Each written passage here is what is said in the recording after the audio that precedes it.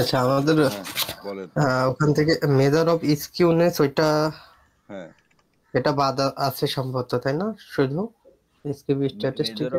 Of skewness, ওইখানে যে ফর্মুলাটা দেওয়া আছে ওইটা নিয়ে আমরা কথাবার্তা বলি নাই, কিন্তু হচ্ছে আপনার মেজর অফ স্কিউনেস এই যে পজিটিভলি স্কিউ ডিস্ট্রিবিউশন, জি জি, নেগেটিভলি স্কিউ ডিস্ট্রিবিউশন, এগুলো করা হয়েছে। অ্যাসিমেট্রিক, এগুলো নিয়ে হুম, আমরা কথাবার্তা বলছি।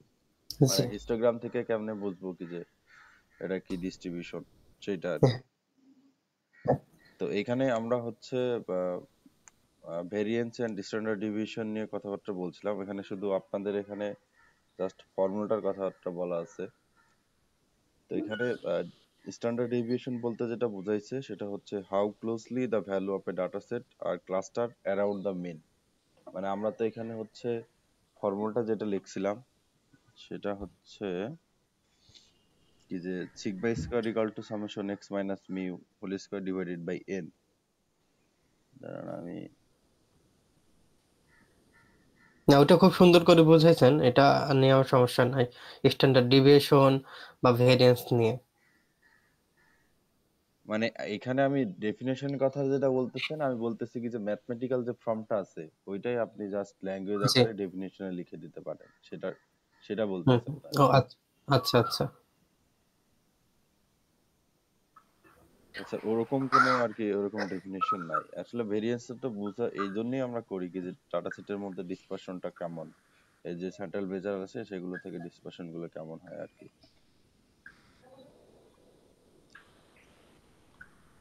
আর কোনো প্রশ্ন আছে? জি না, ক্লাস তো রেকর্ড চলছে। হ্যাঁ হ্যাঁ, ক্লাস রেকর্ড চলছে, এই যে এটা আমি রাত্রে শেষ ভয়েস টেস্ট করছি। ঠিক আছে? জি, মানে ওকে ওকে, ভয়েস চলছে, ঠিক আছে। সবকিছু চলছে। রাত্রে আমি একটা চেক দিচ্ছি, আশা করি সমস্যা হওয়ার কথা না। এর আগে এক জায়গায় অনলাইনে করছি, তো ওনার আবার ওই ভিডিও আসছে, অডিও আসে না, এই জন্য আর কি। ও, আমার হচ্ছে আর কি অডিও আসছিল, ভিডিও আসছিল না রাত্রে। পরে আমি আবার হুম, আরেকটা ভিডিও দেখে সেটিংটা দেখি ঠিক করে। আচ্ছা,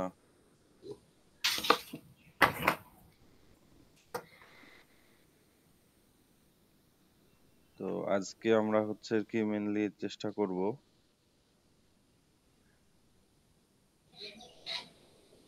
তো অনেক ছিল কিন্তু এটা দেখালো না কেন,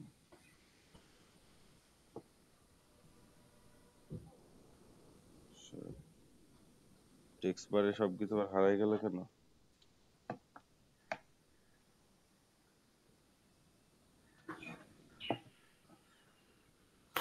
কি ব্যাপার, এরকম করলে তো আর হারাই যাচ্ছে।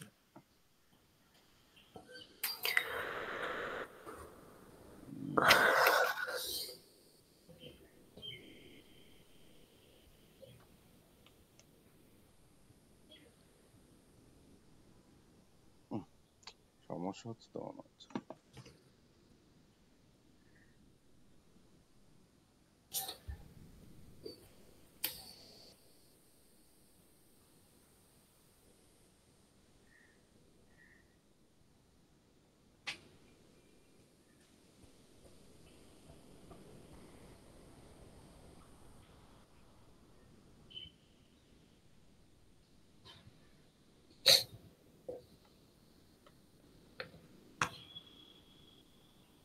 আচ্ছা, এবার ঠিক আছে।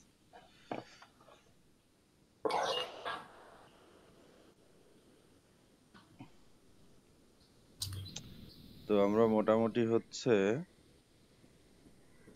Coefficient of variation, measure of skewness, measure of skewness নিয়ে আমাদের কথাবার্তা বলা আসলে ওই হিস্টোগ্রামের মধ্যে দিয়ে আমরা আসলে শেষ করে ফেলছি।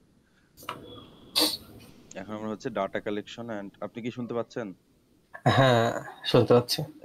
এইখানে এইখান থেকে মোটামুটি আপনাদের এতে খুব ভালো মতো দেয়া আছে, মানে যতটুকু কথাবার্তা বলা যায় আর কি।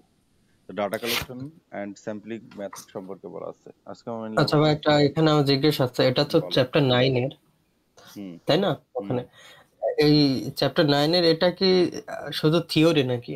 হ্যাঁ, এটা থিওরি প্লাস এরকম হতে পারে কি যে একটা সিচুয়েশন দিয়ে দিল, দিয়ে বললো কি যে আপনার এখানে আপনি কোন স্যাম্পলিং মেথড ইউজ করবেন। ও মানে আচ্ছা, এমন একটা আমাদের সিনারিও একটা দিয়ে, এমসিকিউ।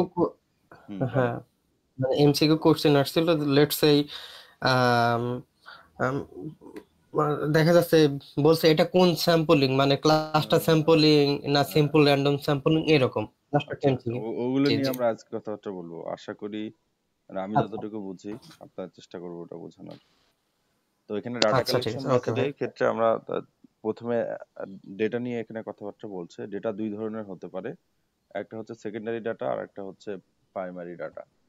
তো সেকেন্ডারি ডাটা সেট আর প্রাইমারি ডাটা সেট এটা বোঝার জন্য আমরা একটা জাস্ট এক্সাম্পল এরকম চিন্তা করতে পারি, কি যে মনে করেন আমাদের এই ক্লাসটা অনলাইনে না হয়ে অফলাইনে হচ্ছে, যেখানে আমি আর আপনি আছি। আর আমরা যে বিল্ডিং এ ক্লাস নিচ্ছি সেই বিল্ডিং এর নিচে হঠাৎ করে একটা ঘটনা ঘটছে, এই যে হইচই দেখা দিচ্ছে। তো আহ, আপনি আমার আপনাকে আমি বললাম কি যে আসলে নিচে কি হইতেছে ঘটনাটা আপনি জানেন। তো আপনি করলেন কি, নিচে গেলেন, ইনফরমেশন নিলেন, তারপরে উপরে আসলেন, তারপরে আমারে জানালেন। তো এইখানে আপনি নিজে থেকে যে ইনফরমেশনটা পাইলেন সেটা হচ্ছে প্রাইমারি ইনফরমেশন। আর আপনার কাছ থেকে আমি যে ঘটনাটা জানলাম কি যে এখানে একটা মারামারি হয়েছে কিংবা এখানে একটা গন্ডগোল হয়েছে, তার মানে আমার ক্ষেত্রে ইনফরমেশনটা হচ্ছে সেকেন্ডারি ইনফরমেশন। তো ডেটার ক্ষেত্রেও একই জিনিস। যদি যে রিসার্চ করতেছে সে যদি ফিল্ডে গিয়ে ডাটা কালেকশন করে তারপর তার সার্ভেটা সম্পূর্ণ করে, তাহলে সেটা সে হচ্ছে তার জন্য ওটা প্রাইমারি ডেটা। আর সেকেন্ডারি ডেটা হচ্ছে কি যে একজন ডেটা কালেক্ট করছে, তার ডেটাটা সে ইউজ করবে। তো এটা হচ্ছে সেকেন্ডারি ডেটা। তো মেইনলি মোস্ট অফ দ্য কেসে আমাদের কি হয়ে থাকে, মোস্ট অফ দ্য কেসে সেকেন্ডারি ডেটা সবাই ব্যবহার করে থাকে। কারণ ওই যে ওয়ার্ল্ড হেলথ অর্গানাইজেশন, তারপরে বিভিন্ন বিশ্ব ব্যাংক, বিভিন্ন সংস্থা তারা আসলে ডাটা কালেক্ট করে।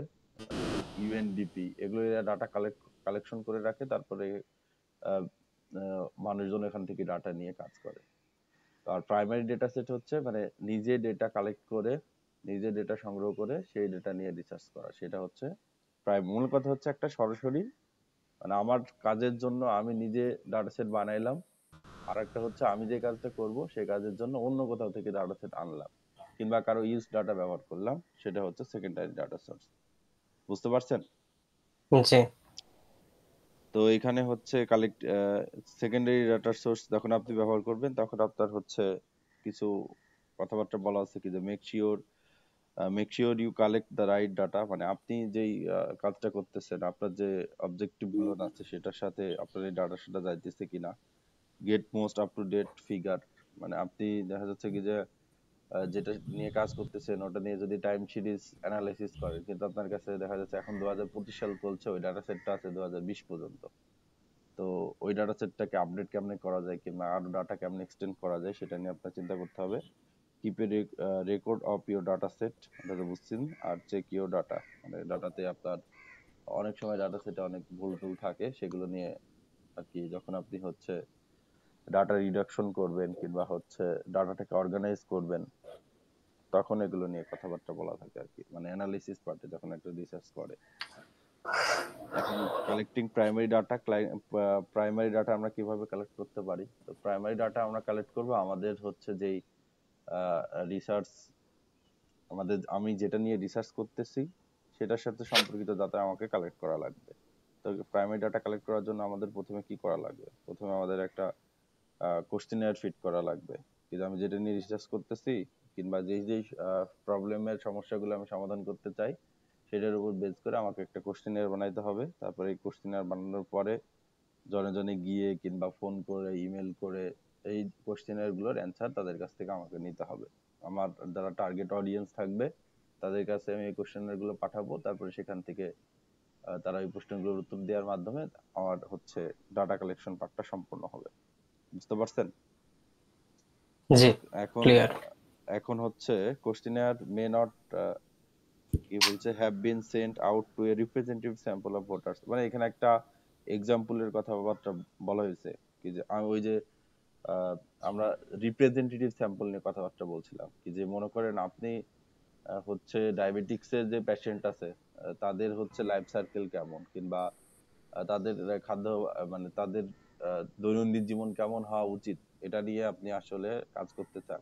তো আপনি হাসপাতাল, কোন একটা হাসপাতাল থেকে হয়তো সেকেন্ডারি ডাটা নিয়ে কাজ করবেন, সেখানে আপনি ইনফরমেশন নিচ্ছেন, সে দেখা যাচ্ছে আপনার ডায়াবেটিক্স এর পেশেন্ট বাদেও অন্য অনেক পেশেন্টের ডেটা আপনারা দিয়ে দিচ্ছে, তাহলে তো আপনার এই যে কাজটা করবেন সেটা রিপ্রেজেন্টেটিভ হবে না। মানে আপনার হচ্ছে টার্গেট পপুলেশন কি এটা আপনাকে বুঝতে হবে, যে আমি যেটা নিয়ে কাজ করতেছি এটা টার্গেট পপুলেশনটা আসলে কি।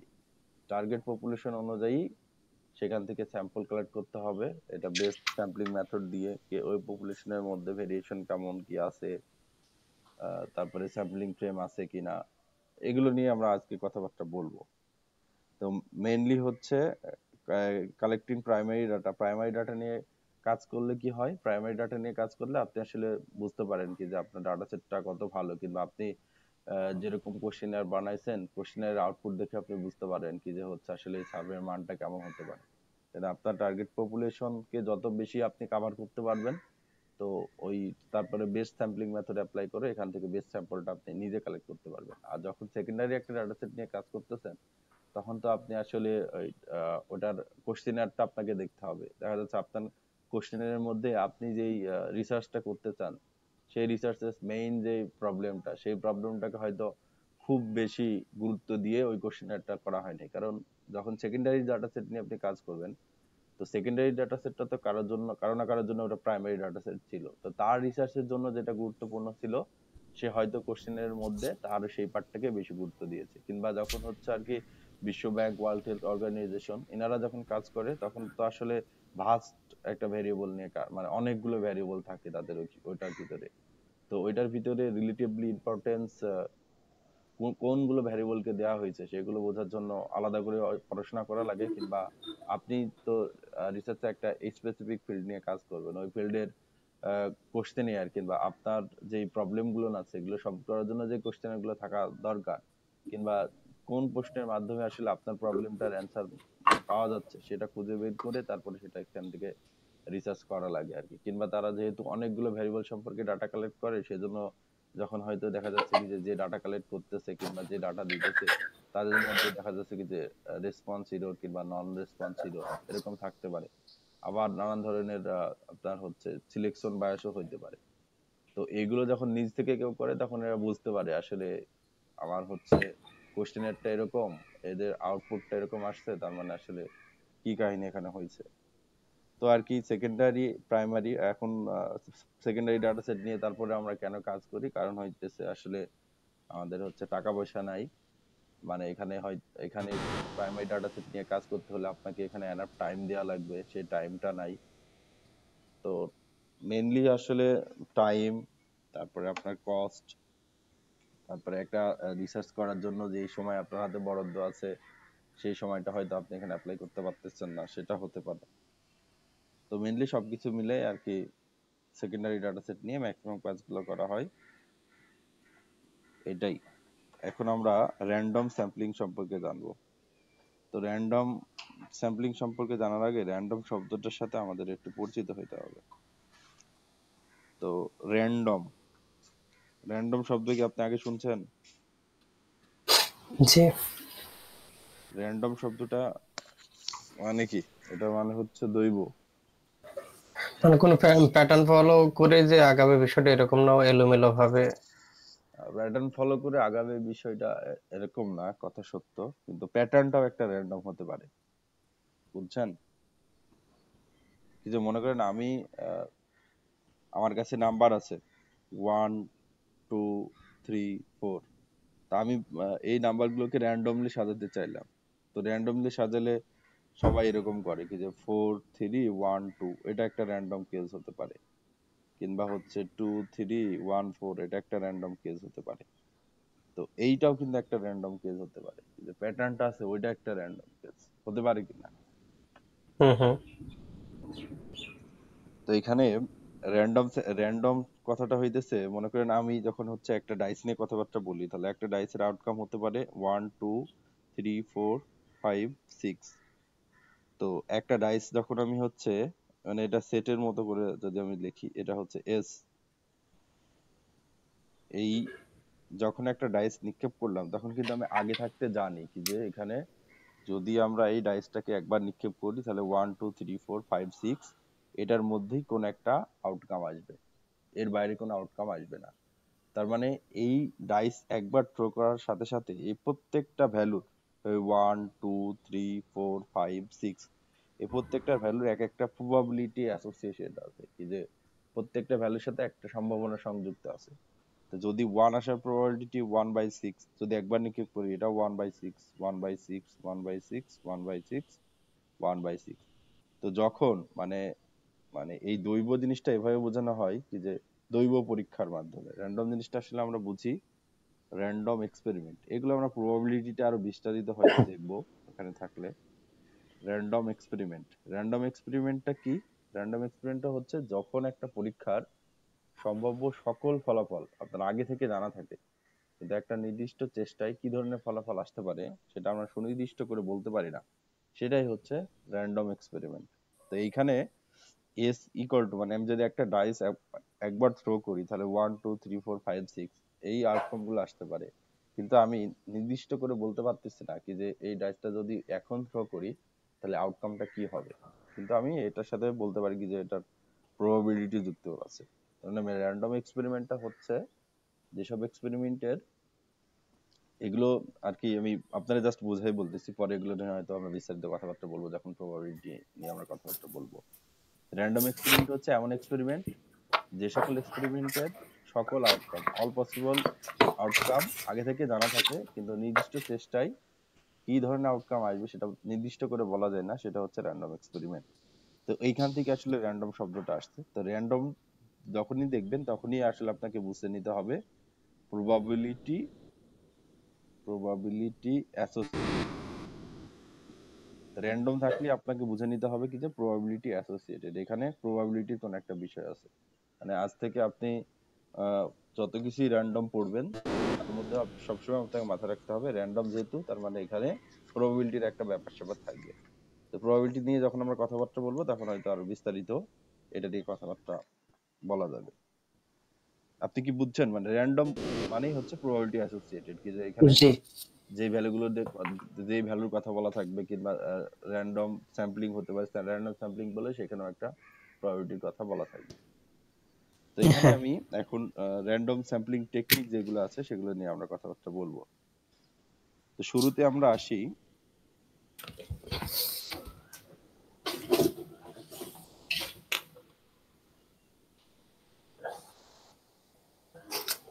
তো শুরুতে আমরা হচ্ছে উম, শুরুতে আমরা সিম্পল র্যান্ডম স্যাম্পলিং নিয়ে কথা বলি। Simple random sampling simple random sampling তো আমি হচ্ছে এর আগে একদিন হচ্ছে আপনার স্যাম্পলিং ফ্রেম নিয়ে কথাবার্তা বলছিলাম, মনে আছে কি আপনার এটা? আপনি একটু উল্লেখ করে যান। স্যাম্পলিং ফ্রেমটা কি ছিল? List of total individual. এটা just complete complete list of total individual, ঠিক আছে? Complete list of total individual. তাহলে এইখানে যখনই আমরা এই যে স্যাম্পলিং এখানে আমরা স্যাম্পলিং মেথড নিয়ে কথাবার্তা বলতেছি, এটা হচ্ছে স্যাম্পলিং মেথড। তো স্যাম্পলিং মেথডের মধ্যে আমরা সিম্পল র্যান্ডম স্যাম্পলিং কথা বলছি। যখনই আমি স্যাম্পলিং মেথড নিয়ে কথাবার্তা বলবো তখন অবশ্যই আমার হাতে এটা থাকতে হবে যে sampling frame complete list of total individual. কারণ এখন যখন আমি সিম্পল র্যান্ডম স্যাম্পল বলতেছি, সিম্পল র্যান্ডম স্যাম্পল যদি আমরা এক্সাম্পলের মাধ্যমে আপনারা বোঝানোর চেষ্টা করি, কি যে আপনাদের ক্লাসে মনে করেন হচ্ছে টোটাল টোটাল 100 জন আছে, 100 জন। এখন এই 100 জন থেকে আমরা 10 জনকে সিলেক্ট করব, 10 জনকে 10 জনকে সিলেক্ট করব। তাহলে এই 100 জন থেকে 10 জনকে আমরা অনেকগুলো উপায় সিলেক্ট করতে পারি, তার মধ্যে একটা উপায় হচ্ছে সিম্পল র্যান্ডম স্যাম্পলিং। তো সিম্পল র্যান্ডম স্যাম্পলিং কে আমরা কি বলতেছি? যে সিম্পল র্যান্ডম স্যাম্পলিং এ আমরা যে each sample of the same size has the same probability of being selected. এখান থেকে যে আমরা 10 জনকে সিলেক্ট করব, তো প্রত্যেকটা এখানে 100 জন যেহেতু আছে তাহলে 100 জন থেকে আমরা 10 জন যে সিলেক্ট করব, তাহলে প্রত্যেকজন এই যে স্যাম্পলে থাকবে, এই যে মনে করেন আমি হচ্ছে এই 10 জনকে 100 জন থেকে সিলেক্ট করতে চাই, তাহলে আমার প্রথম কাজ কি হতে পারে? প্রথম কাজ হচ্ছে স্যাম্পলিং ফ্রেমটা। তাহলে 100 জনকে আমি নাম্বারিং করব, 1 2 3 4 ডট ডট ডট ডট করে 100 পর্যন্ত আমি নাম্বারিং করলাম। কিংবা 100 জন স্টুডেন্টের তো আইডি থাকবে, আইডিটাও এখানে হতে পারে আমার স্যাম্পলিং ফ্রেম। তাহলে 100 জনকে আমি যে নাম্বারিং করলাম, এই 100 জনের নাম্বারিং করার পরে আমি এখান থেকে 10 জনকে সিলেক্ট করব। এখন এই 10 জনের মধ্যে এই 100 জনের প্রতিজনের আসার প্রবাবিলিটি হচ্ছে কত? 1/100, 100। তাই না? তার মানে এখানে দেখেন প্রত্যেকটা ইন্ডিভিজুয়ালের সাথে প্রবাবিলিটি সংযুক্ত ছিল। তো এই ক্ষেত্রে আমরা বলতে পারি কি যে এইখানে আমরা সিম্পল র্যান্ডম স্যাম্পলিংটা অ্যাপ্লাই করতে পারি। তো সিম্পল র্যান্ডম স্যাম্পলিং অ্যাপ্লাই আমরা কিভাবে করতে পারি? একটা কাজ করতে পারি, সেটা হচ্ছে লটারি মেথড। লটারি মেথড করতে পারি, কিংবা হচ্ছে random number table. Random number table. এই 10 জনকে সিলেক্ট করার জন্য আমি কি করতে পারি? এই 1 থেকে 100 পর্যন্ত তাদের দেখা যাচ্ছে কি যে আমি আইডি অ্যাসাইন করে দিলাম, কিংবা তাদের প্রত্যেকের নাম লিখলাম। আচ্ছা, নাম লিখলে এটা আবার ডাবল হইতে পারে, তাহলে নামটা খুব ভালো সিদ্ধান্ত হবে না। এরকম আইডি, তাদের যে স্টুডেন্ট আইডি আছে, 100 জনের স্টুডেন্ট আইডি, এই স্টুডেন্ট আইডি লিখে দেখা যাচ্ছে কি যে আমি একটা জারের মধ্যে রাখলাম, তারপরে এখান থেকে আহ, চোখ বেঁধে র্যান্ডমলি আমি হচ্ছে পিক করলাম 10টা নাম। তাহলে এটা হচ্ছে সিম্পল র্যান্ডম স্যাম্পলিং। কিংবা হচ্ছে র্যান্ডম নাম্বার টেবিল ইউজ করতে পারি। আপনি একটু নেটে এটা নিয়ে ঘাটাঘাটি করলে বুঝতে পারবেন র্যান্ডম নাম্বার টেবিল কেমন ইউজ করে। কি যে এখানে টোটাল 100 জন আছে, তো 100 জনের ক্ষেত্রে আমরা জিরো জিরো দ্বারা হচ্ছে 100 কে বোঝাইতেছি, এটা হচ্ছে 100। আর 1 2 3 4 করে হচ্ছে 99। তাহলে আপনি কি কাজ করতে পারেন? আপনি হচ্ছে লাস্ট 2 জিরো দেখতে পারেন, যদি 0 0 হয় তাহলে ওটাকে 100 বলবেন। আর যদি লাস্টে 2 0 1 হয় তাহলে 1 নম্বরটা, মানে আমি যখন একটা র্যান্ডম নাম্বার টেবিল দেখব, র্যান্ডম নাম্বার টেবিল, এটা যদি র্যান্ডম নাম্বার টেবিলে যদি হচ্ছে দেখা ওখানে 2 3 4 3, মনে করেন এটা 35, এটা একটা হচ্ছে র্যান্ডম নাম্বার। আপনি আগেই কি যে প্রথম 5টা র্যান্ডম নাম্বার দেখবেন, কিংবা যে র্যান্ডম নাম্বার টেবিলটা থাকবে। র্যান্ডম নাম্বার টেবিল কি আপনি বুঝছেন? না, এটা জানা নাই। জানা নাই? তাহলে আমি আপনার একটু ক্রোম থেকে দেখাই দিই। মনে করেন আমরা এইখান থেকে হচ্ছে এইখান থেকে দেখাই random number, random number table. তো র্যান্ডম নাম্বার এটা দিলেই হবে। তো আমরা মনে করেন হচ্ছে যে এই যে এই পোর্শনটা চিন্তা করেন, এই যে part of A table random number. এখন আমরা হচ্ছে 10 জনকে সিলেক্ট করতে চাই, সেই 10 জন কি হতে পারে? এখন যদি আমি রো বরাবর যাই, তাহলে আমার প্রথম সিলেক্টেড স্টুডেন্ট হচ্ছে 24, লাস্টে 2 ডিজিট যদি দেখি, আমি তাহলে এটা আগ থাকতে ডিফাইন করতে হবে আমি কোন দুইটা ডিজিটকে নিব। প্রথম দুইটা হতে পারে, মাঝের দুইটা হতে পারে, কিংবা লাস্টের দুইটা হতে পারে। তো আমি লাস্টের দুইটা ডিজিট দেখতেছি, তাহলে প্রথম সিলেক্টেড স্টুডেন্ট হচ্ছে 24, পরেরটা হচ্ছে 19, তারপরেরটা 46, তারপরে হচ্ছে 17, তারপরে 20, এরকম ভাবে আমি যাইতে থাকবো যতক্ষণ পর্যন্ত না আমার ওই স্পেসিফিক স্যাম্পল সাইজের সমান হয়। বুঝতে পারছেন? জি। তো এটা হচ্ছে র্যান্ডম নাম্বার ইউজ করে আমরা এই কাজটা করতে পারি। তো সিম্পল র্যান্ডম স্যাম্পলিং হচ্ছে এইটা কি যে আমার একটা কমপ্লিট হচ্ছে পপুলেশন লিস্ট থাকবে, যেটাকে আমি বলতেছি স্যাম্পলিং ফ্রেম। তো এই স্যাম্পলিং ফ্রেম থেকে আমার প্রত্যেকটা স্যাম্পলিং ফ্রেমে যে লিস্ট থাকবে, কিংবা যে প্রত্যেকটা ইন্ডিভিজুয়াল থাকবে, প্রত্যেকটা ইন্ডিভিজুয়ালেরই আপনার হচ্ছে স্যাম্পলে অন্তর্ভুক্ত হওয়ার প্রবাবিলিটি সেম থাকবে। মানে এইটা মেইনলি হচ্ছে কি যে is sample of the same size, is sample of the same size, is sample of the same shape has the same probability of being selected, has the same probability of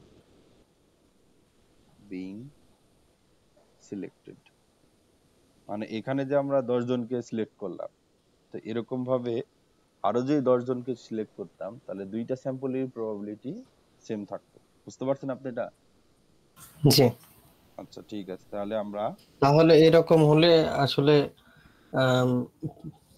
পপুলেশনটা represent ঠিকভাবে করবে sample সাইজটা। Simple random sampling এ এটা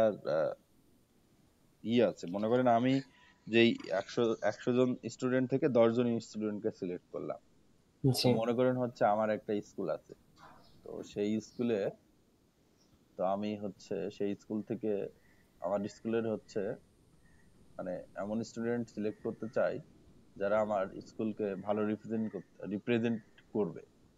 তো simple random sampling এ এমন হতে পারে কি যে আমি যে 10 জন স্টুডেন্টকে সিলেক্ট করলাম সেই 10 জন স্টুডেন্টই হচ্ছে আর কি ভালো না, 10 জন স্টুডেন্টই দেখা যাচ্ছে তাদের মেধাক্রম লাস্টের দিকে, এটা হতে পারে কিনা? পারে। তাহলে এইটা তখন হচ্ছে আসলে আহ তেমন ভাবে রিপ্রেজেন্ট করবে না। এখন সিম্পল র্যান্ডম স্যাম্পলিং আমরা কখন ব্যবহার করতে পারি, এই প্রশ্নটা হইলে ভালো হইতো আরো।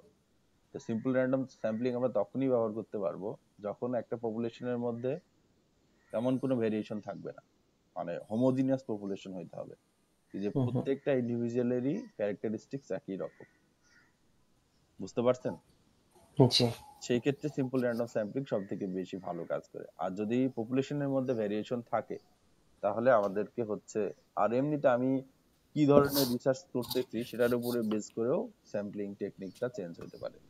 মানে আমরা যখন হচ্ছে আসলে কমপ্লিট আলোচনাটা করে ফেলবো তখন আপনি বুঝতে পারবেন কি যে আসলে কোন ক্ষেত্রে আমার কোন কোন স্যাম্পলিংটা করা উচিত। তবে এটা মাথায় রাখতে হবে, সিম্পল র্যান্ডম স্যাম্পলিংটা আমরা এই স্যাম্পলিংটা আমরা করব হচ্ছে হোমোজেনিয়াস পপুলেশনের জন্য। হোমোজিনিয়াস বুঝেন? জি। তাহলে ভালো।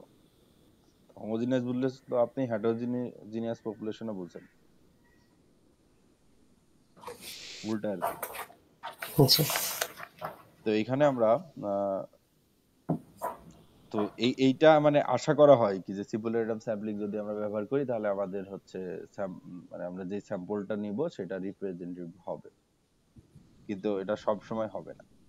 তো এখন আমরা পরবর্তী আমাদের যে হচ্ছে স্যাম্পলিং মেথড আছে সিস্টেমেটিক র্যান্ডম স্যাম্পলিং, সেটা নিয়ে আমরা একটু কথাবার্তা বলি। হচ্ছে সিস্টেমেটিক সিস্টেমেটিক র্যান্ডম স্যাম্পলিং। তো সিস্টেমেটিক র্যান্ডম স্যাম্পলিং এটা নিয়ে আমরা একটু কথাবার্তা বলি। তো সিস্টেমেটিক র্যান্ডম স্যাম্পলিং যেটা, যেরকম আমি আপনাদের যেই প্রবলেমের কথা বলছিলাম কি যে হচ্ছে, এটা কি স্ট্র্যাটিফাইড স্যাম্পলিং ওইটা? না না না, সিস্টেমেটিক স্যাম্পলিং, আপনাদের কি সিস্টেমেটিক নাই? না, এখানে তো নাই, লিস্টে দেখছি না। নাই। নাই। আচ্ছা আচ্ছা, নাই, তাহলে বাদ দিয়ে দিলাম। জি। তাহলে আমরা হচ্ছে স্ট্র্যাটিফাইড স্যাম্পলিং সেটা নিয়ে কথাবার্তা বলি। Stratified stratified random sampling. Stratified random sampling এই জিনিসটা নিয়ে কথাবার্তা বলি। স্ট্র্যাটিফাইড র্যান্ডম স্যাম্পলিং এখন জিনিসটা কি? স্ট্র্যাটিফাইড র্যান্ডম স্যাম্পলিং হচ্ছে ওই যে যেই কথাটা আমি বললাম কি যে আমাদের একটা ক্লাসে 100 জন স্টুডেন্ট আছে, সেখান থেকে আপনি 10 জন স্টুডেন্টকে সিলেক্ট করবেন। তো সেই ক্ষেত্রে যদি আপনি সিম্পল র্যান্ডম স্যাম্পলিংটা ব্যবহার করেন সেক্ষেত্রে হতে পারে কি যে 10 জনই খুব ভালো স্টুডেন্ট সিলেক্ট হয়ে গেছে, হতে পারে কি যে হচ্ছে 10 জনই খুব খারাপ স্টুডেন্ট সিলেক্ট হয়ে গেছে। তখন তো আসলে কিছু করার নাই, মানে এইটার চান্স কম কিন্তু এটা হতে পারে। কিন্তু যদি আমরা স্ট্র্যাটিফাইড র্যান্ডম স্যাম্পলিং করি, স্ট্র্যাটিফাইড র্যান্ডম স্যাম্পলিং আসলে কাজটা কি? স্ট্র্যাটিফাইড র্যান্ডম স্যাম্পলিং আমরা তখনই করি যখন একটা পপুলেশনের মধ্যে ভেরিয়েশন থাকে, কি যে পপুলেশনটা হচ্ছে হেটারোজিনিয়াস, কি যে আমার দেখা যাচ্ছে কি যে আমি হচ্ছে 100 জন স্টুডেন্ট কথা বলছিলাম, 100 জন স্টুডেন্ট, তো 100 জন স্টুডেন্টের তো আইকিউ সেম না, তাই না? হুম হুম। কিংবা আমি দেখা যাচ্ছে কি যে তাদের মেধাক্রম যদি চিন্তা করি, তাদের মেধাক্রমও সেম না, এক একজনের মেধাক্রম এক এক রকম। তার মানে এখান থেকে 100 জন স্টুডেন্ট থেকে আমি চাচ্ছি 10 জনকে সিলেক্ট করতে। তো আমি প্রথমে কি করব, প্রথমে হচ্ছে এই যে 100 জন স্টুডেন্ট আছে তাদেরকে মেধাক্রমের ভিত্তিতে ভাগ করে নেব। কি যে আমি দেখা যাচ্ছে কি যে 100 জনকে 10টা করে গ্রুপে ভাগ করলাম। এটা হচ্ছে 10 জন করে একটা গ্রুপ। একটা গ্রুপ এটা কিসের বেসিসে ভাগ ভাগ করছি, মানে আমি ভাগ করলাম কি মেধা। যে মেধার ভিত্তিতে। কি যে প্রথম 10 জন একটা গ্রুপ, তারপরে 11 থেকে 20 একটা গ্রুপ, 21 থেকে 30 একটা গ্রুপ। তাহলে এই যে গ্রুপে ভাগ করলাম এটাকে বলা হয় স্ট্রাটিফিকেশন। আর এই এই যে ভাগগুলো হলো সেগুলোকে বলা হয় হচ্ছে স্ট্রাটা। কি যে আমার টোটাল এরকম একটা পপুলেশন ছিল, এটাকে আমি এরকম এরকম এরকম এরকম এরকম, তাহলে এই যে টোটাল পপুলেশন থেকে এগুলোকে ভাগ করে ফেললাম। তো এই ভাগ করার প্রক্রিয়াটাকে আমরা বলতেছি হচ্ছে স্ট্রাটিফিকেশন। এটা কিসের বেসিসে ভাগ করব? ক্যারেক্টারিস্টিক্স এর বেসিসে ভাগ করব, যাতে যে এটা এই ছোট ছোট এখানে কিন্তু মেধা হতে পারে। হ্যাঁ জি। হ্যাঁ হ্যাঁ, এটা মেধা হতে পারে। মেধা অনেক সময় হয়তো বা এদের জন্য যদি আমরা সেটা নিতে চাই, স্যাম্পল করতে চাই, তখন হ্যাঁ হয়তো হ্যাঁ, বা মনে তখন করেন এই আমি আমি হচ্ছে এখানে যেই ইটা করতে চাই, আমি হচ্ছে আমাদের ক্লাসের 10 জনকে সিলেক্ট করতে চাই, আমি এদের হাইট বের করব। তাহলে আমাদের এই স্ট্রাটিফিকেশনটা তখন হাইটের বেসিসে হবে, যাদের হাইট খুব বেশি তাদেরকে আমরা দেখা যাচ্ছে এক জায়গায় রাখবো, যাদের মাঝারি তাদেরকে এক জায়গায় রাখবো, যাদের কম তাদের এক জায়গায় রাখবো। মানে আমরা ওরকম রেঞ্জ দিয়ে দেবো কি যে 0 থেকে 4 ফিট। তো এইটা একটা গ্রুপ হতে পারে, 4 থেকে 5 একটা গ্রুপ, 5 থেকে 6 একটা গ্রুপ। তো ওরকম গ্রুপ করে করে মানে আমি যে রিসার্চটা করতেছি সেইটার বেসিসে ভাগ করব। আর আমাকে এটাও খেয়াল রাখতে হবে আমি যেটার বেসিসে রিসার্চটা করতেছি সেইটার বেসিসে পপুলেশনের মধ্যে ভেরিয়েশন আছে কিনা। যদি পপুলেশনের মধ্যে ভেরিয়েশন না থাকে ওইটার বেসিসে, তাহলে আমাকে এখানে সিম্পল র্যান্ডম স্যাম্পলিং করলেই যথেষ্ট। কারণ আমি যখন স্ট্রাটিফাইড র্যান্ডম স্যাম্পলিং করব তখন কিন্তু এখানে কস্ট প্লাস টাইমের একটা ইস্যু চলে আসবে। মানে স্ট্রাটিফাইড র্যান্ডম স্যাম্পলিং করলে এখানে আপনার হচ্ছে টাইমটা বেশি দেওয়া লাগবে, টাকা পয়সা বেশি সময় খরচ বেশি হবে। লাগবে। আর হুম। সিম্পল র্যান্ডম স্যাম্পলিং হচ্ছে এটা সিম্পল। তো স্ট্রাটিফিকেশন আমি করলাম মানে ক্যারেক্টারিস্টিক্স এর উপর বেস করে, কিন্তু এই স্ট্রাটিফিকেশন করার পরে যে গ্রুপগুলো আমরা পাবো এই গ্রুপ আবার কিন্তু নিজেদের মধ্যে কি হতে হবে, হোমোজিনিয়াস হতে হবে। মানে টোটাল পপুলেশনটা এখানে হেটারোজিনিয়াস, কিন্তু যেখানে এগুলোকে আবার এক একটা এগুলোকে সবগুলোকে বলে হচ্ছে স্ট্রাটা। আর একটা দিয়ে যদি আমরা কথা বলি তাহলে এই ওয়ানটাকে আমরা বলি হচ্ছে স্ট্রাটাম। তো এইখানে মানে স্ট্রাটামটা হচ্ছে সিঙ্গুলার আর স্ট্রাটা হচ্ছে প্লুরাল। তো এইখানে এই যে স্টারটা করলাম এই স্টারটার আবার প্রত্যেকে হোমোজিনিয়াস হবে। কি যে আমি মেধাক্রম করছিলাম, তাহলে প্রথম 10 জন যেই গ্রুপে ছিল তাদের মেধা আমি ধরে নেব কি যে এরা কাইন্ড অফ খুব কাছাকাছি। কিংবা যাদের হচ্ছে দেখা যাচ্ছে কি যে 71 থেকে 80 তাদের মেধা আবার কাছাকাছি। তাহলে এটা করলে আমাদের কি হলো, এখন আমরা যে স্টারটাম গুলো করলাম, যে স্টারটা গুলো করলাম সেই প্রত্যেকটা স্টারটাম থেকে স্যাম্পল কালেক্ট করব। কি যে আমি এখানে 10 সাইজের স্যাম্পল নিতে চাই, তাহলে প্রথম ইনস্টাগ্রাম থেকে একজনকে সিলেক্ট করব র্যান্ডমলি। এই যে ইনস্টাগ্রামটা করলাম এই ইনস্টাগ্রামটার মধ্যে দেখা যাচ্ছে আমি বললাম এইটাকে, এখানে আপনার আইডিয়া আছে 1 থেকে 10, তাহলে এই 1 থেকে 10-এর মধ্যে আমি র্যান্ডমলি চুজ করব। আর এই 1 থেকে 10 এদের ক্যারেক্টারিস্টিক তো সেম থাকবে। হ্যাঁ এদের অন্তত ক্যারেক্টার এদের সেম, ভিতরে। তার হ্যাঁ। মানে এখানে করতে হবে এসআরএস। এসআরএস মানে কি? Simple random sampling. Simple random sampling মানে stratified random sampling kind of চিন্তা করতেন, এটা হচ্ছে 2 স্টেজ স্যাম্পলিং। বুঝতে পারছেন? হুম মানে হুম। হচ্ছে প্রথম ধাপে আমি কি করলাম, আমরা এই যে আমাদের মাল্টি স্টেজ স্যাম্পলিং আছে। তো প্রথম ধাপে আমি কি করলাম, কি যে আমার রিসার্চ বেস ক্যারেক্টারিস্টিক্স এর উপরে বেস করে যেটা সাপেক্ষে ভেরিয়েশন আসতেছে সেটার উপর বেস করে টোটাল পপুলেশনটাকে আমি হোমোজিনিয়াস ইউনিটে কিংবা হোমোজিনিয়াস গ্রুপে ভাগ করে নিলাম। প্রত্যেকটা গ্রুপের নাম দিলাম স্ট্রাটাম। এখন এই প্রত্যেকটা স্ট্রাটাম থেকে আমি স্যাম্পল কালেক্ট করব। এখন এটার অনেকগুলো ওয়ে আছে, এগুলো আপনার না জানলেও চলবে। সেটা হতে পারে কি যে ইকুয়াল অ্যালোকেশন, মানে স্যাম্পল যখন আমি কালেক্ট করছি এখানে তো 10 জন আছে, তো এখানে আমরা যেটা করতেছি সেটা হচ্ছে ইকুয়াল অ্যালোকেশন, প্রত্যেকটা স্ট্রাটাম থেকে সেম সাইজের লোকজনকে আমি সিলেক্ট করব। যে প্রত্যেকটা স্ট্রাটাম থেকে 1 থেকে 10 জনের মধ্যে আমি একজনকে সিলেক্ট করতেছি। কিন্তু যখন আজকে দেখা যাচ্ছে কি যে আমি জিওগ্রাফিক্যালি যে কাজগুলো করা হয়, তো জিওগ্রাফিক্যালি দেখা যাচ্ছে কি যে অনেক কিছু কিছু জোন অনেক বেশি বড় হয়, তো সেখান থেকে বেশি স্যাম্পল নেওয়া হয়। মানে আমি আপনারে বললাম কি যে পুরো বাংলাদেশ থেকে আমি আসলে 10,000 লোককে সিলেক্ট করতে চাই। তো পুরো বাংলাদেশ থেকে 10,000 লোক আপনি কেমনে সিলেক্ট করবেন? তো 10,000 আপনি এক কাজ করতে পারেন কি যে প্রথমে তো আপনি স্ট্রাটিফিকেশন করতে পারেন কি যে বিভাগের বেসিসে। কারণ বিভাগের বেসিস স্ট্রাটিফিকেশন করার পরে আপনি চিন্তা করলেন এখান থেকে আমি তো 10,000 কে সিলেক্ট করব, তার মানে যে সকল এরিয়ার, যে সকল জিওগ্রাফিক্যাল লোকেশনের এরিয়াটা বেশি সেখান থেকে আমি বেশি মানুষ নেব, যাদের কম সেখান থেকে আমি কম মানুষ নেব। এটাকে বলা হয় প্রপোর্শনাল অ্যালোকেশন। মানে স্ট্রাটিফিকেশন গুলো ধাপ আছে, আমি জাস্ট আপনাদের জাস্ট মেইন থিমটা বোঝানোর চেষ্টা করলাম। তাহলে স্ট্রাটিফিকেশন আমরা স্ট্রাটিফাইড র্যান্ডম স্যাম্পলিং কখন করব?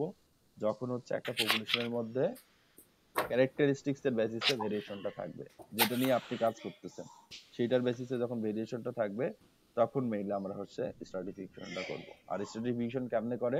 প্রথমে আমরা হচ্ছে কি হোমোজিনিয়াস ইউনিট গুলোকে একটা গ্রুপে নিব, ওই হোমোজিনিয়াস গ্রুপে একটা ইউনিটে নেওয়ার পরে যেখানেই হোমোজিনিয়াস সেখানে আমরা অ্যাপ্লাই করব এসআরএস। বুঝতে পারছেন? হ্যাঁ, ক্লিয়ার।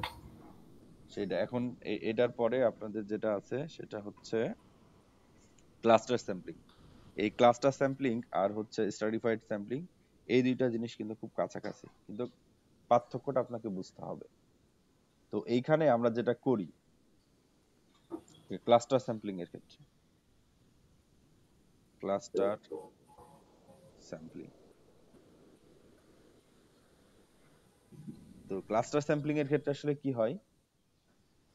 ক্লাস্টার স্যাম্পলিং এর ক্ষেত্রে আমরা তখন অ্যাপ্লাই করব, এটা হচ্ছে হেটারোজিনিয়াস পপুলেশন, হেটারোজিনিয়াস পপুলেশন। আর এটা এখানে ওয়ান স্টারটাম, এটা এখানে লিখে দিই, স্টারটাম হচ্ছে হোমোজিনিয়াস। এটাও আমরা করি হচ্ছে হেটারোজিনিয়াস, হেটারোজিনিয়াস পপুলেশন।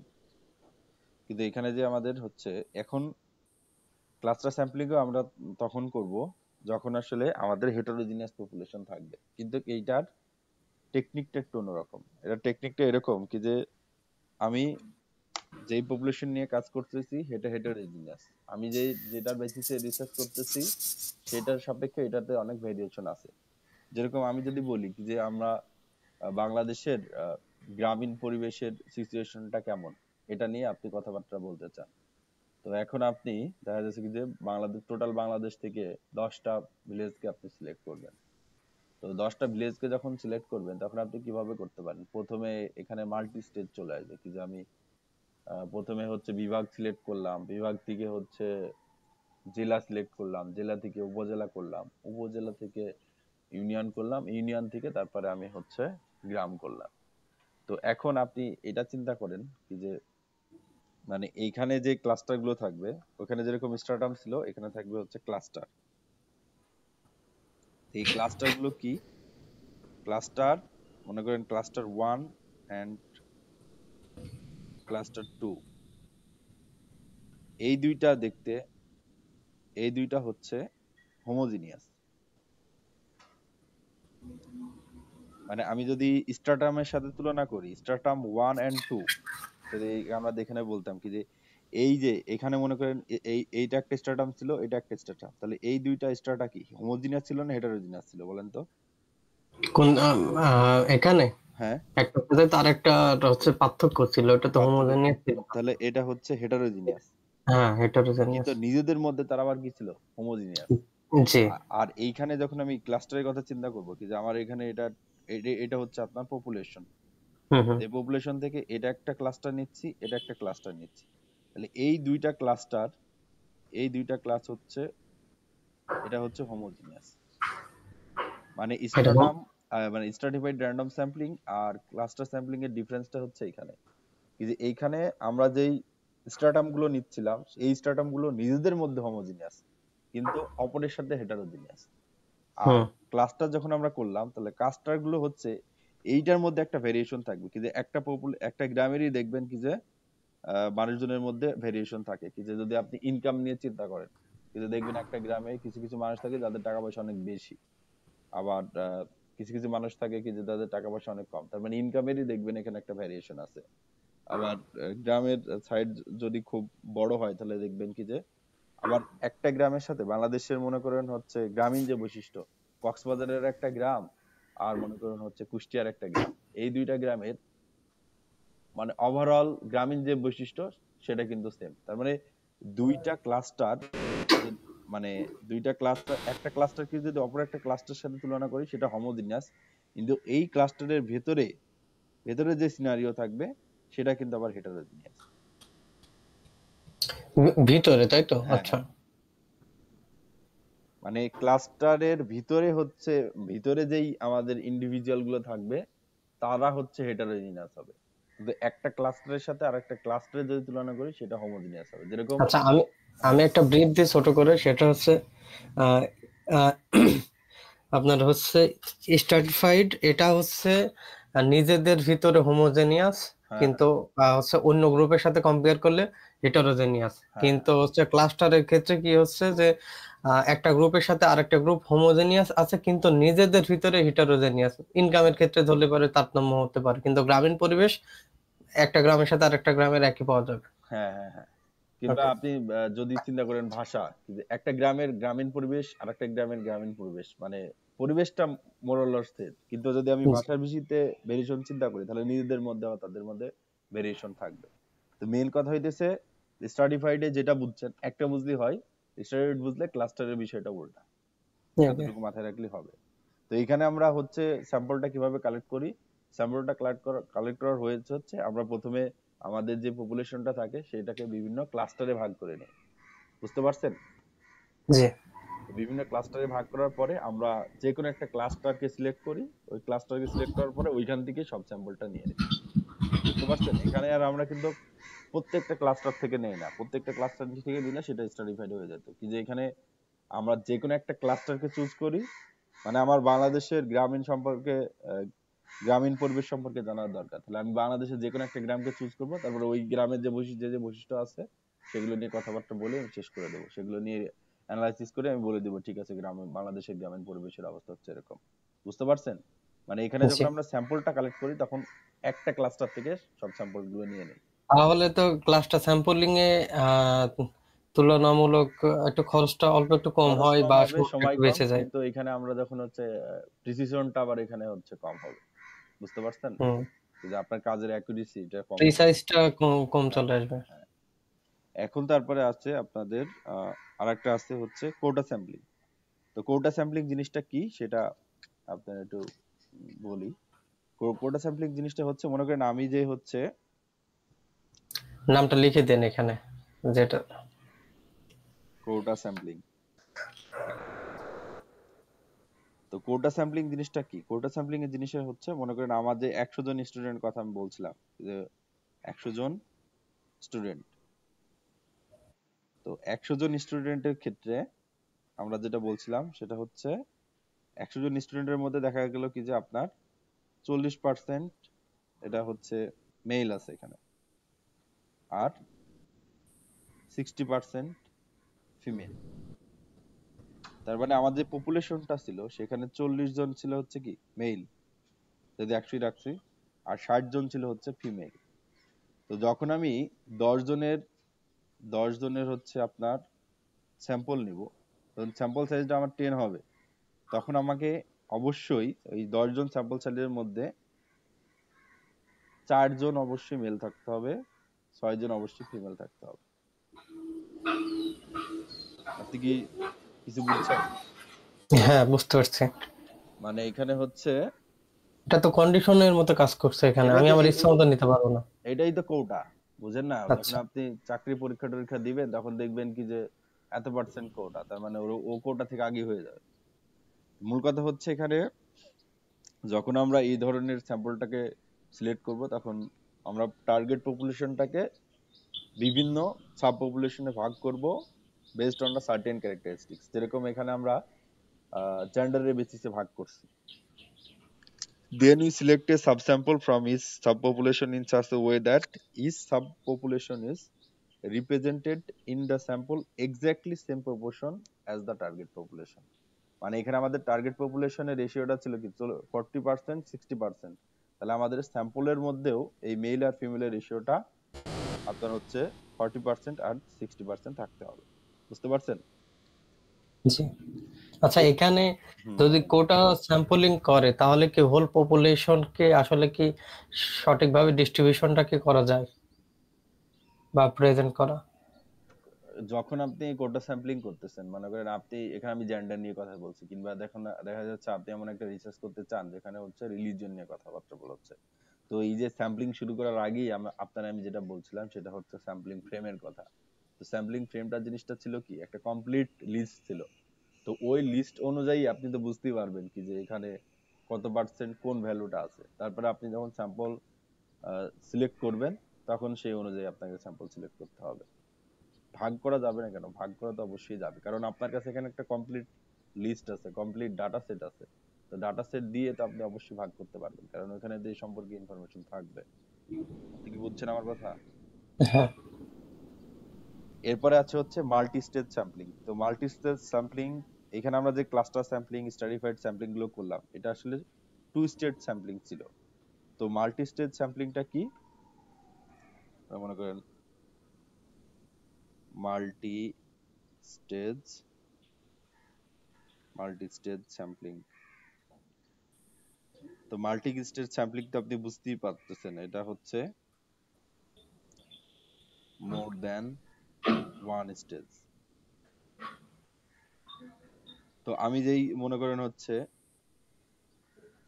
গ্রামীণ গ্রামীণ যে গ্রামের পরিবেশের কথা যেটা বললাম, গ্রামের সিনারি, বানান ভুল হতে পারে, গ্রামের সিনারি নিয়ে আমি কথাবার্তা, মানে গ্রামীণ পরিবেশের কথা যদি বলি, গ্রামের পরিবেশ, এটা নিয়ে আমি রিসার্চ করতে চাই। তো আমি প্রথমে, আমার কাছে টোটাল বাংলাদেশ আছে। তো এই বাংলাদেশ থেকে আমি দেখা যাচ্ছে কি যে প্রথমে বিভাগে কনভার্ট করলাম। ঠিক আছে, বিভাগ, তাহলে বাংলাদেশ থেকে বিভাগ যে সিলেক্ট করলাম, তাহলে এটা একটা ওয়ান স্টেজ। বিভাগ থেকে দেখা যাচ্ছে আমি জেলা সিলেক্ট করলাম, তাহলে এটা আরেকটা স্টেজ।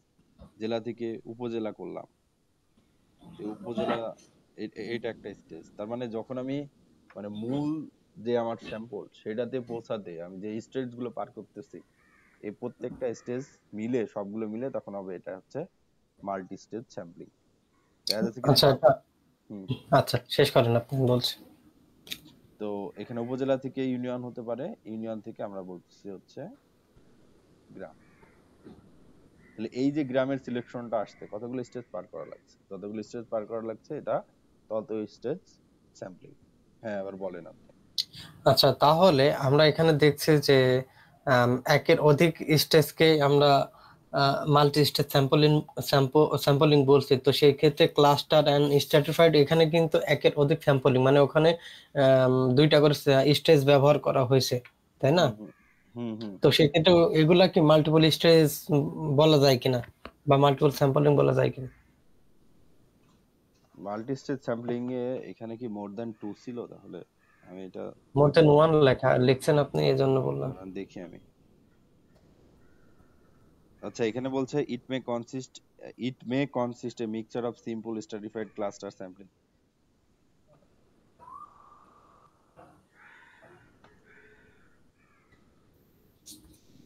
ইট মে মানে কনসিস্ট অফ, এটা তো বলছেন কি যে, ক্লাস্টারের একটা মিক্স মানে এখানে আমরা যে মিক্সচার। স্টেজ গুলো অ্যাপ্লাই করতেছি, সেই মানে এখানে আমি যেটা করছি, এটা আপনারা বুঝাইনি কি যে, এখানে বাংলাদেশ প্রথমে তো আমার বাংলাদেশ হোল পপুলেশন ছিল, এখান থেকে বিভাগ দিয়ে সিলেক্ট করলাম। তাহলে এই স্টেজে দেখা যাচ্ছে আমি এসআরএস করতে পারি, সিম্পল র্যান্ডম স্যাম্পলিং করলাম। এখন বিভাগ হুম, থেকে জেলাকে যখন সিলেক্ট করলাম, তখন দেখা যাচ্ছে কি যে আমি এখানে স্ট্রাটিফাইড র্যান্ডম স্যাম্পলিং করতে পারি। আচ্ছা। মানে বিভিন্ন স্টেটে বিভিন্ন স্যাম্পলিং মেথড আমরা ব্যবহার করতে পারি। এই এই ওরকম এভাবে চিন্তা করলে বলা যায়, তবে এটা আমাকে এনশিওর হইতে হবে কি যে এটা মোর দেন ওয়ান স্টেজ না মোর দেন টু। তাহলে তবে বলেন। ক্লাস্টার হচ্ছে আপনার স্ট্র্যাটিফাইড, এটা হচ্ছে কয়টা স্টেজ ফলো করছে? এটা দুইটা। দুইটা, একটু যেমন? যেমন প্রথমে আমরা হচ্ছে কি স্ট্রাটিফিকেশন করতেছি, ভাগ করতেছি, তারপরে সেখান থেকে হচ্ছে আর কি স্যাম্পলটা কালেক্ট করতেছি। আর যেমন আমি বলি, হুম, আম, বলেন। ওদের হোমোজেনিয়াস আর হচ্ছে হিটারোজেনিয়াস, মানে আপনার দুইটা হচ্ছে বিপরীত হচ্ছে। কিন্তু প্রথমে পপুলেশন ছিল, পপুলেশন থেকে হচ্ছে আপনার সবাইকে যে ক্যারেক্টারিস্টিক থাকে সেটাতে ভাগ করে নিচ্ছে, ভাগ করে হুম, ওখান এখানে থেকে হচ্ছে এবার দ্বিতীয় এভাবে স্টেজে এসে যদি চিন্তা সবার করি আমরা, শুনেন, এভাবে যদি আমরা চিন্তা করি তাহলে স্ট্র্যাটিফাইড কে টু স্টেট স্যাম্পলিং বলতে পারি, কিন্তু ক্লাস্টার কে তো বলতে জি। পারবো না। ক্লাস্টার কে আমরা ওই যে ফার্স্টে ভাগ করলাম, তারপরেই একটা ভাগ থেকে ইনফরমেশনটা নিয়ে নিলাম। তো এখানে তার দুইটা স্টেজের। হুম হুম। আচ্ছা। আচ্ছা, এটা এটা নিয়ে আমি জেনে আপনার হয়তো জানাবো, ঠিক আছে? এখানে একটা আচ্ছা ঠিক আছে। কনফিউশন আছে, এটা জেনে আপনারা জানাবো। ওকে। তারপরে হচ্ছে এটা নিয়ে কথাবার্তা বলার পরে তারপরে কোড অ্যাসেম্বলিং এর কথা বলছি। এখন এই যে calculating the required sample size, তো এখানে আমরা যখন একটা রিসার্চ করব তখন আমাদের এই যে রেকর্ড সাইজের স্যাম্পলিং স্যাম্পলটা লাগবে। তো এখানে আমাদের এটা বেস করে কি যে আমি কত সাইজের উপরে কত সাইজের স্যাম্পলটা নেব। তো যখন আমি সাইজ নির্দিষ্ট করব তখন এটার সাথে আমাদের হচ্ছে দুইটার কথাটা এখানে বলা আছে কি যে desired level of precision of the estimate, মানে আমি যে এস্টিমেট গুলো করব এগুলোর প্রিসিশন লেভেল কেমন হবে, এটার অ্যাকুরেসি কেমন হবে, সেটার উপরে বেস করে হচ্ছে আমাকে স্যাম্পল সাইজটা সিলেক্ট করতে হবে। যেরকম আমি বললাম কি যে 100 জন স্টুডেন্ট হচ্ছে আপনার পপুলেশন, এখান থেকে আপনি যদি 10 জনকে নিয়ে কাজ করেন তাহলে যেই লেভেলের প্রিসিশন আসবে, 20 জনকে নিয়ে কাজ করলে, 30 জন নিয়ে কাজ করলে, যদি আপনি টোটাল 100 জন নিয়েই কাজ করেন তাহলে তো প্রিসিশন আরো বেশি আসবে। তো মেন কথা হচ্ছে কি যে আমি কতজনকে নিব এটা সিলেক্ট করবে আমি কোন লেভেলের প্রিসিশনটা আশা করতেছি এই সার্ভে থেকে। আর এরপরে আমাদেরকে আরেকটা বিষয় রাখতে হবে, সেটা হচ্ছে কস্টের যে বিষয়টা। এই কস্টের এই বিষয়টা অবশ্যই আপনাকে মাথায় রাখতে হবে কি যে আবার টাইমের একটা বিষয় থাকবে, সেই বিষয়টাকে মাথায় রাখতে হবে যখন আপনি স্যাম্পল সাইজটা, যদি এখন স্যাম্পল সাইজ আপনি আহ, বেশি বড় করেন তাহলে ওই বড় সাইজের স্যাম্পল থেকে ডাটা কালেকশনের জন্য বেশি সময় ব্যবহার করতে হবে, বেশি কস্ট লাগবে। বুঝতে পারছেন? তো সেই জন্য আর কি, মানে রিকোয়ার্ড স্যাম্পল সাইজ এটা আপনি যে রিসার্চ করতেছে তার উপরে ডিপেন্ড করে কিন্তু আমি কোন লেভেলের প্রিসিশন চাই আর আমার কাছে কিরকম টাকা পয়সা আছে, কিরকম সময় আছে সেটা। যেরকম এখানে বলছে the greater the precision required the largest sample size needs to be. তাহলে আপনি চিন্তা করেন আপনার 100 সাইজের পপুলেশন ছিল, 100 জন স্টুডেন্টই হচ্ছে আপনি নিয়ে কাজ করতেছেন, কারণ ওখান থেকে 10 জনকে সিলেক্ট করলে, তো আমরা বললাম মানে যেহেতু এটা র্যান্ডম স্যাম্পলিং, তার মানে যদি আপনি সিম্পল র্যান্ডম স্যাম্পলিং করেন তো প্রবাবিলিটি থাকবে কি যে হচ্ছে ধর খুব ভালো হয়ে গেল কিংবা খুব খারাপ হয়ে গেল। কিংবা আপনি যখন হচ্ছে সার্টিফাইড র্যান্ডম স্যাম্পলিং করতেছেন কি যে প্রত্যেকটাকে হোমোজিনিয়াস গ্রুপে ভাগ করে করে করলেন, এখন এরকম হতেই পারে কিন্তু হোমোজিনিয়াস গ্রুপে সব সময় লাস্ট মিনিটটাকে আপনি আপনার স্যাম্পলে চলে আসতেছে। তো মূল কথা হচ্ছে যেহেতু এখানে প্রবাবিলিটি, এখানে বাই চান্স থাকেই কি যে হচ্ছে আপনি যেই স্যাম্পলিং ইউজ করেন না কেন সেখানে ইরোড চলে আসবে। তো হচ্ছে একটা আরো একটা প্রশ্ন আছে ভাই এখানে। হ্যাঁ হ্যাঁ বলেন। সেটা হচ্ছে সিম্পল র্যান্ডম স্যাম্পলিং, এটাতে কি হোমোজেনিয়াস হেটারোজেনিয়াস কি দুইটা মিক্স থাকতে পারে কিনা? এখন হোমো সিম্পল র্যান্ডম স্যাম্পলিং আপনি যে কোনো জায়গায় ব্যবহার করতে পারবেন, কিন্তু কথা হইতেছে কোন জায়গায় ভালো রেজাল্ট দিবে। যদি ওই পপুলেশনটা হোমোজিনিয়াস হয়, যত হুম। হোমোজিনিয়াস হবে তত ভালো তত রেজাল্ট দিবে, রেজাল্ট আউটকাম ভালো আসবে। তত তত রেজাল্ট ভালো আসবে। আর হেটারোজিনিয়াস হলে তো বুঝতেই পারতেছেন কি যে হুম হুম আউটকামে হুম। এখানে একটু ঝামেলা আসতে পারে। জি। কথা কি বুঝছেন? মানে হ্যাঁ। সিচুয়েশন গিভেন কোন স্যাম্পলিং টেকনিক ব্যবহার করবেন ওটা আপনার টাকা পয়সা, প্রিসিশন, এটার উপরে নির্ভর করবে। বুঝতে জি। পারছেন? হুম তারপরে হুম। হচ্ছে কালেক্টিং, এখানে but a larger sample size will obviously cost more to collect and this might conflict with a limited amount of funds being available. তারপরে trade off between high precision and lowers, এই যে আমাদের এই trade অফটা করতে হবে কি যে আমাদের এই যে টাকা পয়সা আছে এই টাকা পয়সার সাথে সামঞ্জস্য রেখে আমি কত বেশি প্রিসিশন রাখতে পারি সেটা নিয়ে, মানে সেইটা মূল কথা হচ্ছে দুইটার একটা কম্বিনেশন করে আমাদেরকে কাজটা করতে হবে। এরপরে হচ্ছে collecting the sample, how to select the individual observation which make, মানে এই যে কিভাবে আপনি স্যাম্পলটাকে কালেক্ট করবেন। সে প্রথমে বলতেছে কি যে it is necessary to some sort of sampling frame, ওই যে স্যাম্পলিং ফ্রেম লাগবে। স্যাম্পলিং ফ্রেমটা বলছে that is list of members, এগুলো নিয়ে আমরা কথাবার্তা বলছি। তারপর ওইখান থেকে আমরা স্যাম্পলটাকে ড্র করব। মানে মূল কথা হচ্ছে যখনই আপনি একটা স্যাম্পল ড্র করবেন সেটার সাথে সম্পর্কিত অবশ্যই আপনার একটা স্যাম্পলিং ফ্রেম থাকতে হবে। স্যাম্পলিং ফ্রেম থেকে আমরা ওই যে লটারি মেথড করতে পারি কিংবা র্যান্ডম নাম্বার টেবিল ইউজ করে কাজগুলো করতে পারি। তারপর choosing from the sampling frame. So there is a variety method of available for selecting sample and 1000 observation আছে from sampling frame 25 কি 1000 আছে মানে 1000 observation from a sampling frame 2500 মানে 2500 থেকে 1000 25 observation থেকে। গুলো সিলেক্ট করবেন varying from the manual to the electronic. One solution is to numerate the population the sampling frame in some way. For then only has to select a random number. মানে আমি আপনার এই random number টেবিলের যেই বিষয়টা বলছিলাম সেটা নিয়ে এখানে কথাবার্তা বলা আছে। তো আজকে আমরা এই পর্যন্তই থাকি। আপনার কি কোনো প্রশ্ন আছে? আহ না, আমার প্রশ্ন এখানে নাই। এমনিতে অন্য কোনো জায়গায় পড়াশোনা করছেন কোনো প্রশ্ন? আহ না, আপাতত আর প্রশ্ন নাই, এ পর্যন্ত আপনার মোটামুটি আপনার ক্লিয়ার। প্রশ্ন থাকলে আপনি হচ্ছে মানে আমারে হোয়াটসঅ্যাপ করে রাখতে পারেন। মানে ক্লাসে আচ্ছা। বলতে হবে এরকম না। আপনি হুম আমারে হুম। হোয়াটসঅ্যাপ করে রাখলে, কারণ এগুলো আমরা যেভাবে হচ্ছে পড়াশোনা করে আসছি